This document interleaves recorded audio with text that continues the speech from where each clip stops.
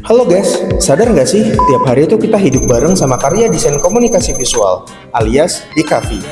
Mulai bangun tidur, lihat kemasan odol, sampai sebelum tidur scrolling IG, semuanya ada sentuhan DKV-nya. Kadang nggak sadar, tapi efeknya gede banget di hidup kita. Oh iya, DKV itu apaan sih?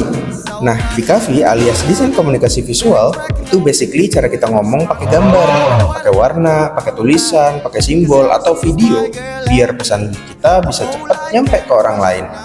Jadi nggak cuma kata-kata doang, tapi ada visual biar lebih gampang dipahami, lebih menarik, dan kadang bisa bikin orang kepo juga.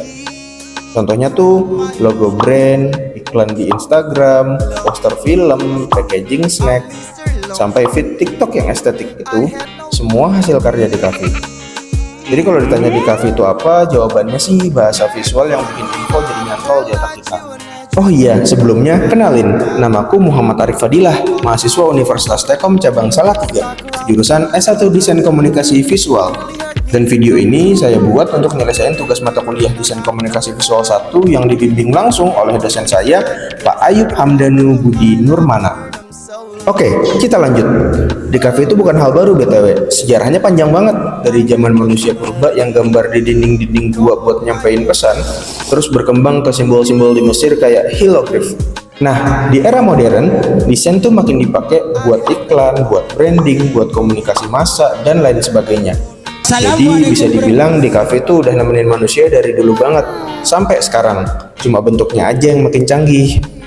Nah, fungsinya apaan aja sih? Yang pertama, ada media informasi.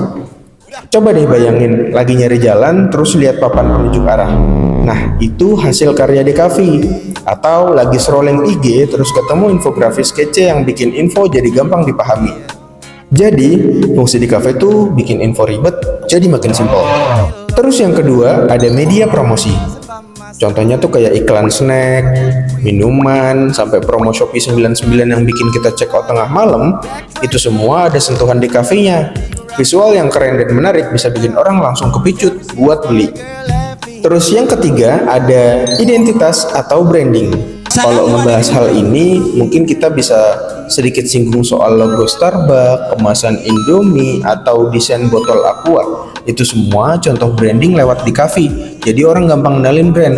Bahkan, cuma lihat warnanya aja, kita udah tahu itu produk apa. Yang keempat, sebagai media edukasi. Kamu sadar nggak sih kalau buku untuk belajar anak seusia TK atau PAUD itu lebih banyak gambarnya ketimbang tulisan, kayak buku anak SMP dan SMA?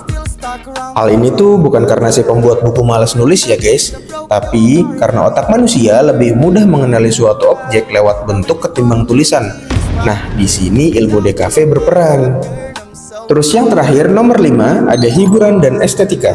Hal yang paling relate ke anak muda zaman sekarang sih, contohnya kayak thumbnail YouTube, komik webtoon, desain feed Instagram yang estetik, sampai poster film Marvel di bioskop, itu semua hasil kerjaan DKV.